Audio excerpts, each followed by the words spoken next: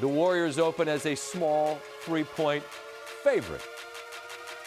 We'll talk to Kendrick Perkins now joins the show. Perk, I appreciate the time. I want to ask you about this Boston team in a moment, but I want your perspective on the end game because this game was fascinating to me. Boston kept building double-digit leads. Miami kept fighting back. Both of those things I could understand. At the end, man, I've seen teams sort of try to just bleed the clock, right? But now you got a furious Miami team fighting back. All of a sudden, Butler's got the ball. It's a 2-point game. What did you think of his decision to pull with Horford backpedaling in front of him? You know what, Scott? It's hard to be mad at Jimmy Butler for taking that shot, and I call it the kill shot. You know, he was going for the win. That's who Jimmy Butler is. This guy is built for the postseason. So, although a lot of people may be upset with that shot selection, I'm not. You know, he had a good look. It was a clean look. It was a good shot, in my opinion, for Jimmy Butler. They battled all the way back. I see no problem with it. No, nor do I. I mean, look, it's easy. If it goes in, no one says a word. I do wonder because Jalen's got 5 and really can't help, and you got Horford backing up. And, I mean, Butler maybe is going downhill. You get to the bucket. I mean, whatever. But just the fact that was an opportunity for Miami to take the lead at all, given that they led by 13 with 3.5 to go, is that a concern for you that Boston, as they keep saying, we love to make it difficult? Does that concern you?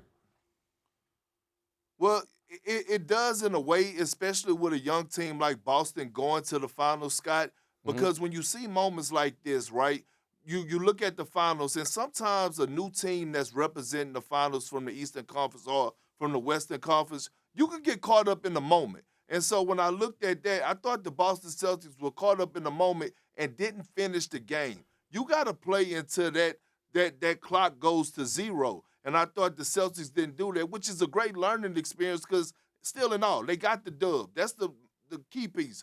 Went to Miami and got the win on the road. No argument. Look, the best thing that the Celtics could have at the end of this night is a date with Golden State in the finals, and they've got it. And Perk, you know a little something about being on a team that's got a little bit of veteran experience and a team that's got some young stars. You were part of that with Boston back in the day. Now you've got Horford making the finals for the first time. You've got Tatum and Brown and Smart, a young nucleus.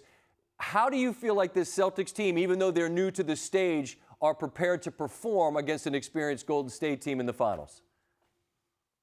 Well, you know what, Scott? They're young, but they have old souls. And when I look at them and I look at the way that they communicate on the defensive end and the way that they're tied on the string, look, when you look at this Celtic defense, their versatility, their length, their athleticism, they have everything from perimeter defense when you look at Marcus Smart, Jayson Tatum, and Jaylen Brown to the interior when you go to Al Horford and Robert Williams. And then they have perimeter scoring and Jayson Tatum, who I feel like right now, Scott, is on the verge of having one of the greatest individual playoff runs in NBA history. Just think about this for a second. He went through Kevin Durant and Kyrie Irving in the first round. He went through Giannis Antetokounmpo in the second round, Jimmy Butler, the number 1 seed in the Eastern Conference in an elite head coach in Eric Spoelstra, and now he has an opportunity to take down Steph Curry. If he completes the mission, this will go down as one of the greatest individual performances in NBA history.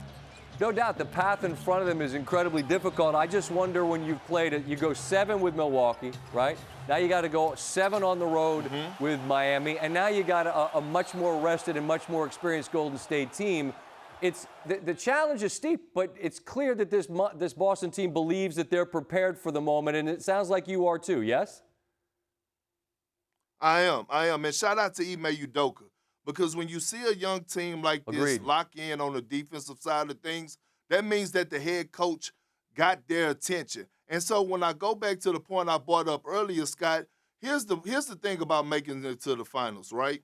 You have to balance between the two of celebrating being there because you don't want to take it for granted and staying focused. Meaning, you know, hey, look, celebrate tonight, live it up a little bit tomorrow, and then you got to lock right back in to Golden State because they're waiting. Steph Curry is waiting on his opportunity to go out there and win him another championship and finals MVP. They're connected. They're connected, Perk. That's a word that gets used a lot in this game, but I think you see it on the floor. And as we see these images, you know, these are grown men playing a kid's game. And, yeah, I know they're well compensated for their time, but there's a joy that you see, especially with guys getting there for the first time. For those of us that'll never know what these moments mean to the group, how do you best explain the emotion that's in that room right now?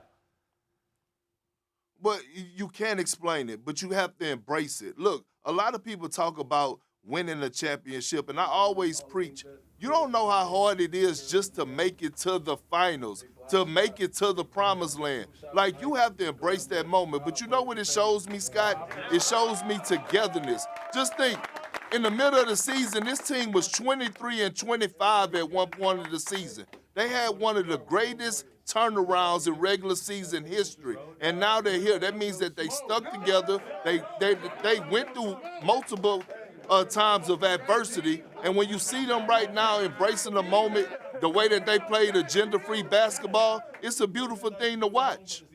It is indeed. Coach Udoka speaking to the team here. It's moments that we'll make sure that we're not, having anything make it on air that's not supposed to. So we'll let them share that moment. We'll let them share that moment together. And we don't want to see that. Well, I mean, I always say we're on cable and it's late at night. It's no big deal. But my bosses have a different view of that. So, Perk, we'll talk to you a little bit later. We'll bring you some of Coach Udoka and the guys from that locker room a little bit later in the show as well. Perk, thank you for the time. All right, thank you, Scott. Thanks for watching ESPN on YouTube. For live streaming sports and premium content, subscribe to ESPN+.